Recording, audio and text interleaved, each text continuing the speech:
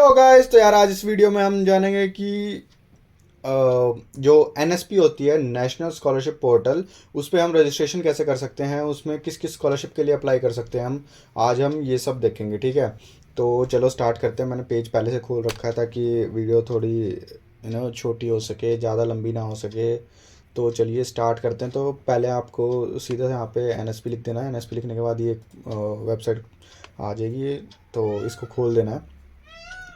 So basically कुछ ऐसा page रहेगा ये। अब इस पे आने के बाद यहाँ पे जाना है हमें। तो apply for scholarship, okay. Apply for scholarship आके अब यहाँ पे हमें पहले रजिस्टर करना है। तो बेसिकली ये दिखा रहा है कि एक्सटर्नल साइट पे जाना पड़ेगा। तो अब हम यहाँ पे आ गए हैं। तो ये कुछ गाइडेंस है, तो इन्हें यहाँ पे करके एग्री और नेक्स्ट स्टेप पे आना पड़ेगा। यहाँ पे आपको अपना नंबर डालना है। तो बेसिकली अब कोई भी आप अपना नंबर डाल सकते हैं। जैसे मैं डाल देता हूँ कुछ भी, 5874965498, ये ऐसे मैंने कुछ नंबर डाल दिया। और इस पर गेट OTP, अब इस पर आया होगा किसी के पास OTP, मेरा तो नंबर है नहीं, बहन चोद, ठीक है। तो भाई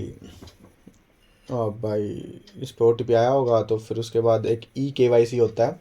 अब eKYC कैसे होता है, ये आपको आपका आधार कार्ड मांगता है। आधार कार्ड लेने के बाद आधार नंबर लेने के बाद ये आपसे एक ऐप इंस्टॉल करवाता है, ठीक है।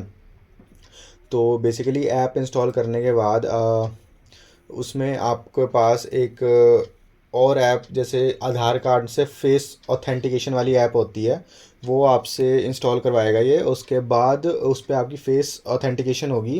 एंड फिर उसके बाद आपसे जो आपकी डिटेल्स हैं सारी, जैसे बैंक डिटेल्स हो गई और क्या कहते हैं, सारी भी मतलब जितने भी कुछ डिटेल्स हो जाएंगी वो सब आपसे लेगा। उसके बाद आपके पास एक OTR आ जाएगा जिससे आप लॉगिन कर पाएंगे। लॉगिन करने के बाद हमें जैसे यहाँ पे लॉगिन करना होगा, यहाँ पे OTR से लॉगिन कर सकते हैं। आप अपनी प्रोफाइल देख सकते हैं, एडिट कर सकते हैं, कुछ भी कर सकते हैं। और इसकी एक ऐप होती है एन एस पी ऐप करके। तो आप वहाँ जाके उस आप वहाँ पे भी रजिस्ट्रेशन देख सकते हैं और अपनी आपको अकाउंट की सीडिंग करानी पड़ेगी बेसिकली। तो सीडिंग आप कैसे करा सकते हैं, जैसे अगर आपका आधार कार्ड है ना, जो वो आधार कार्ड आपका बैंक अकाउंट से लिंक होना चाहिए बेसिकली। तो अगर नहीं है ना आपका लिंक, तो आपको स्कॉलरशिप नहीं मिलेगी बेसिकली, और ना ही आपके बैंक अकाउंट में स्कॉलरशिप आएगी। तो इसके लिए आपको सीडिंग करानी पड़ेगी। और सीडिंग कराने के लिए आपको अपने बैंक में जाना पड़ेगा, तो उसके बाद ही आपकी सीडिंग हो सकती है। उसके बाद जैसे ही आप रजिस्टर करते हो, मैं यहाँ पे कैसे करके दिखाऊं, क्योंकि अब मेरे पास कोई ऐसा नहीं है कि जिसमें सीडिंग वीडिंग हो रखी हो, क्योंकि ऐसा कुछ है ही नहीं अब। क्योंकि यहाँ पे ना एक तो स्कीम्स मतलब जनरल जो कैटेगरी है ना, उसके लिए थोड़ी सी कम सीट्स हैं, ठीक है। अब जैसे हम मास्टर्स कर रहे हैं, मास्टर्स के लिए देखते हैं centrally sponsored schemes, okay, search करते हैं।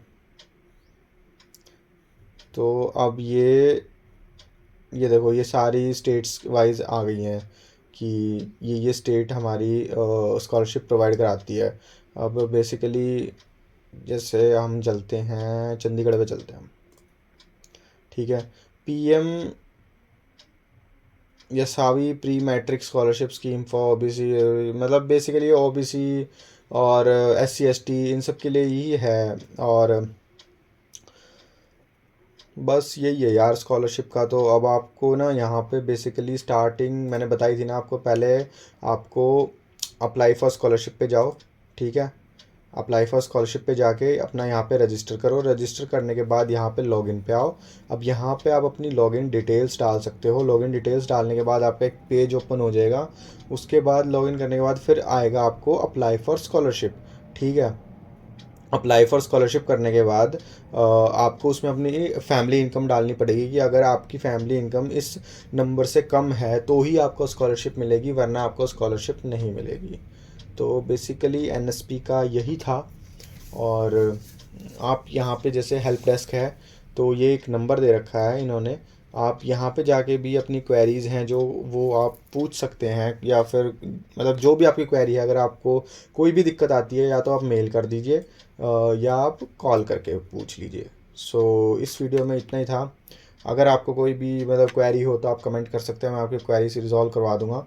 और thank you for watching this video. अगर आपको ये वीडियो अच्छी लगी तो लाइक शेयर एंड सब्सक्राइब ज़रूर करना। So that's it for today. Thank you guys.